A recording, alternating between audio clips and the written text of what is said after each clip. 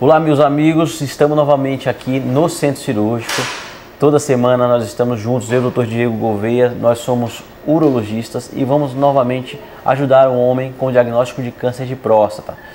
Esse caso de um paciente de 65 anos com um diagnóstico de câncer de próstata, a princípio uma doença de risco intermediário, mas que vocês vão entender que a gente considerou como uma doença de alto risco.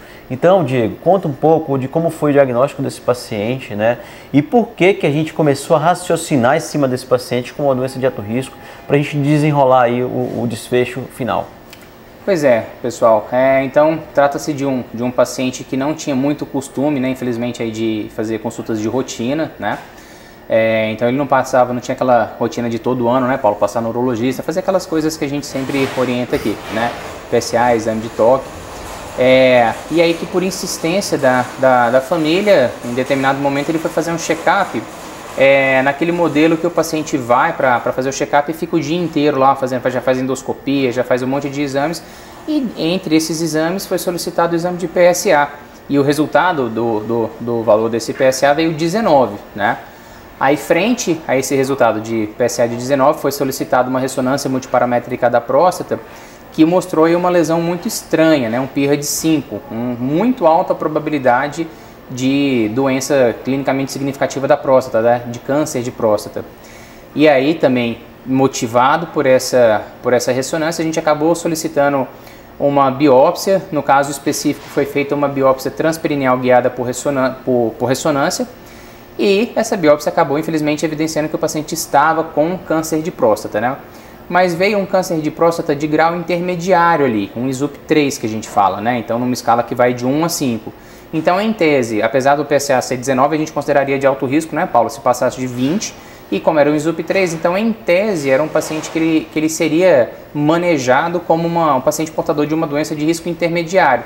Mas ainda assim, por essas informações da ressonância, por algumas coisas que a gente sentiu ali no exame de toque, a gente acabou optando por considerar uma doença de potencial alto risco, e foi solicitado um PET scan, né? Um PET com PSMA. E aí o Paulo vai falar um pouquinho como é que veio esse PET e como é que foi a programação, né, Paulo?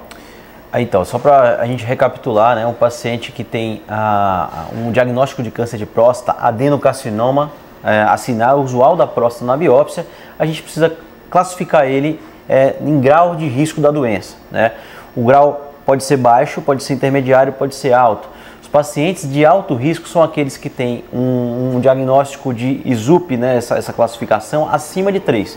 Então ele seria 4 ou 5, né? Ele teria um PSA acima de 20 e um toque retal completamente, com a próstata completamente tomada, já extravasando da cápsula prostática, que a gente pôde ver na ressonância. A ressonância sugeriu que tinha um extravasamento também da cápsula prostática.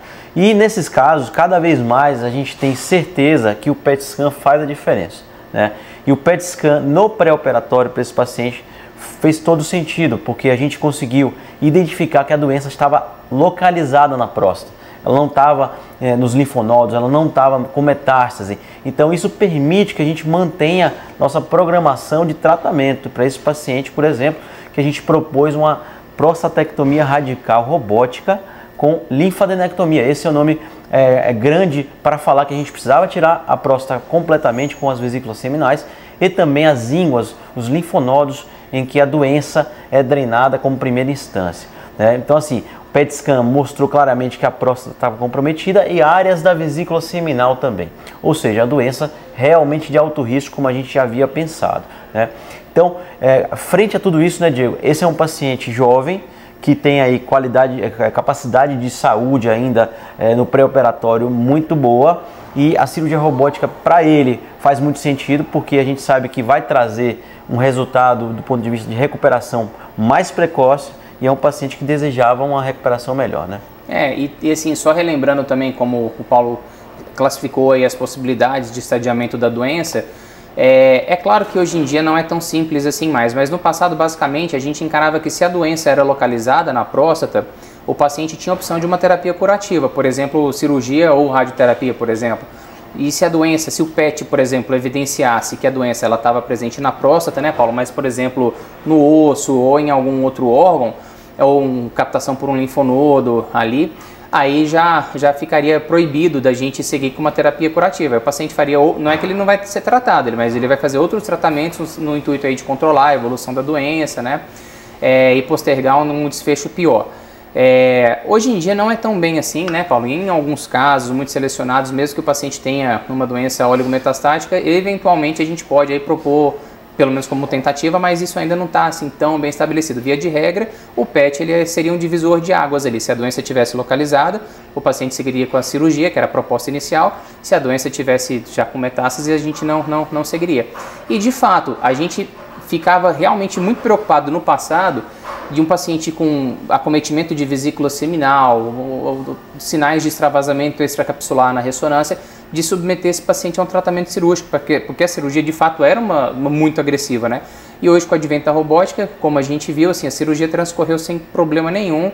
Realmente a gente pôde perceber ali certas alterações texturais e certas aderências não usuais ali na topografia das vesículas seminais, mas também nada que não pudesse ser resolvido ali com as pinças do robô, com uma facilidade até razoável, né, Paulo? E a outra coisa que é importante, né, a gente classifica a doença, porque às vezes o paciente pergunta, doutor, já tem um diagnóstico de câncer de próstata, por que eu não saio logo tirando isso de mim, né? Exatamente. Então é importante a gente classificar primeiro o risco da doença, para a gente entender o que pode acontecer com você.